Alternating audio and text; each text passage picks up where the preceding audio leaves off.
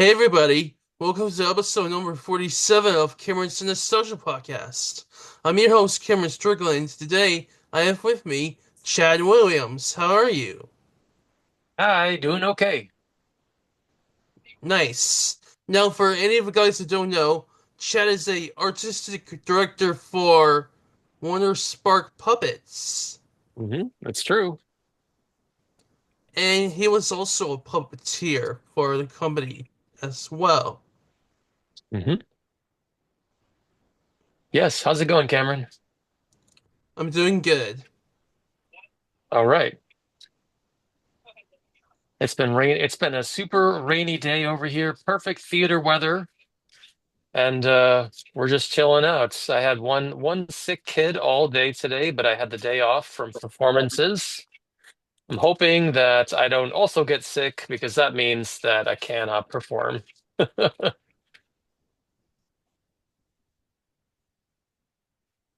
All right, let's begin our first question. Sure. How did you get interested in puppetry? I think puppets are everywhere in American culture. And so when I was growing up in the 80s, I saw puppet shows, live puppet shows, puppets on TV. A lot of people saw Sesame Street. I grew up with the Muppets on TV. So yeah, I think everyone is just very interested in puppetry and me too. Nice. So, what was your first puppetry gig? My first puppetry gig was performing with my girlfriend's later wife, Z Briggs, at the up in Vermont at the Sandglass Puppetry Festival called Puppets in the Green Mountains. She needed some help with a puppet show, and she was a professional puppeteer. And I said yes, and the rest is history. I had a great time. I wish Lindsay Briggs would like to be on my podcast. Maybe someday. She's very busy at the moment.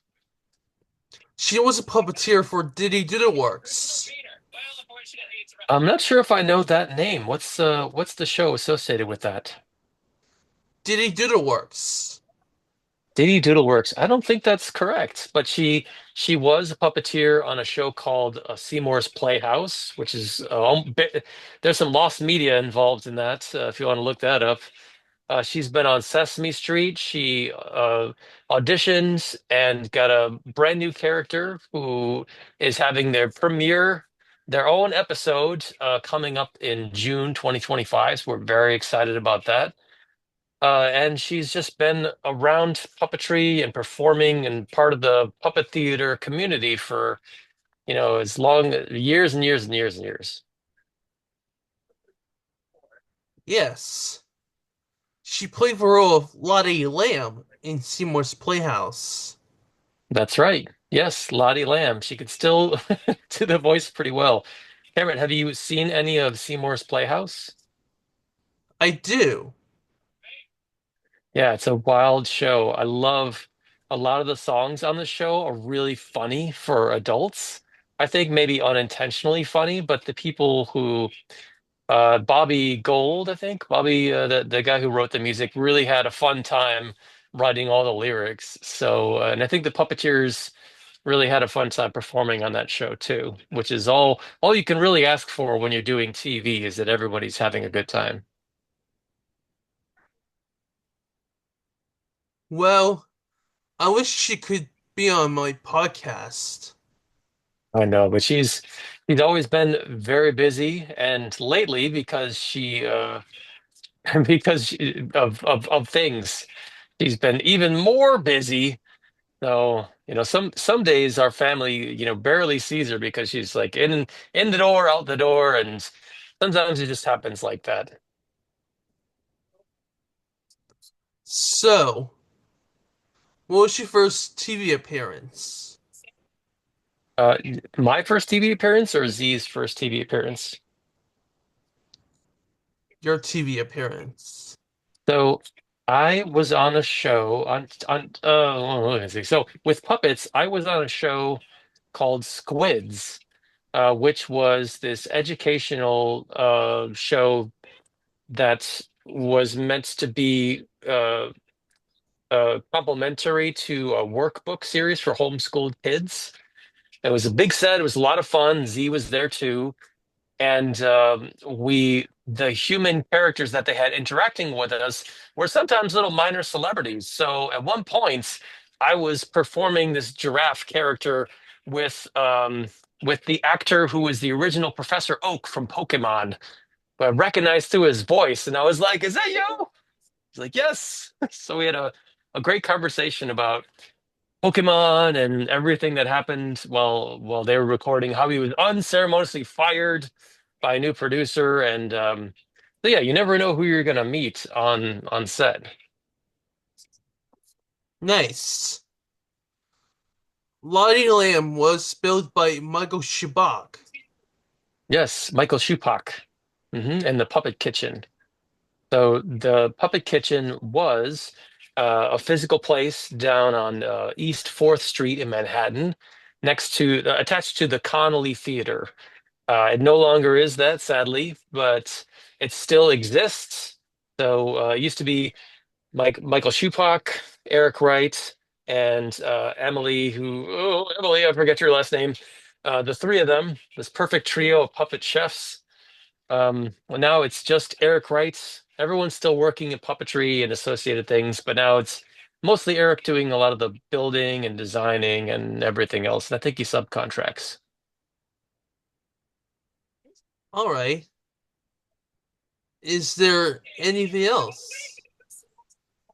that you From like? from that, yeah, I want to give a big shout out to all the working puppeteers here in the city. There's so many puppeteers in New York City. There's puppeteers on Broadway. There's puppet builders, people performing and building puppets for TV, schools, libraries, the buskers on the side of the road. We're everywhere. And so I just wanted to say hi to any of my fellow puppeteers who might be watching this today. Uh, and if you're out there and you're a puppet fan, go watch a puppet show live. It's such an important and fun live medium. It's a great way to express an idea visually to an audience. Right. Are you gonna show me some of the puppets? I don't have any puppets out at the moment, but I will show you. Hold on a second. I'm going to show you a puppet that's not mine, but it's very fancy. Whee! It's this Budaishi character, this Dragon King, I think. I was trained in Budaishi, which is Chinese hand puppetry, long time ago. And of course, you retain some of those skills, but instead of two fingers in the head like this, hand puppet style, it's actually one finger in the head. These three fingers form one hand, and this thumb forms the other hand. So I picked this one up in a gift shop at the Yunlin Hand Puppet Museum when I was there in Taiwan doing performances at the festival last fall. I just thought this was totally beautiful. As you can kind of see, the hands have this interesting little flick to them, but there is a hole right here for a weapon to go in there. So we can take this sword, look at this amazing little puppet sword, put that right into, actually, I'll do this one. Put it right into that slot. Will it go in? Hey, it will. And then suddenly, yes, now we're into a sword fighting scene or something like that. So there are a lot of great Budaishi or Chinese hand puppets scenes with fighting with like a lot of different weapons. Don't have to, but it's something that they are known for and that they can do pretty well. Okay. So on that, we're gonna bow. We're going to exit. Dun, dun, dun, dun, dun, dun. But I just have this guy just kind of hanging out on my desk where I do a lot of my emailing and office work for the company. So everything else is in here. I'll bring you a little tour. So we have all of these bags up here are different puppet shows. There's Box Fables and the suitcase here. Our show Mystery Max here, and these are different Indian cultural shows and tabletop stuff. And this is just like the tip of the iceberg. We have so many shows that, have to fit somewhere in our tiny little New York City apartment. We don't have a physical theater. We're a mobile theater, so I'm constantly trading bags with puppets with the other people that perform our shows. Nice. Mhm. Well, Chad, thank you so much for your time. Of course, thank you, Cameron, and I hope to see more of your work online soon. Thanks for having me on this podcast. Is there anything else you'd like to say?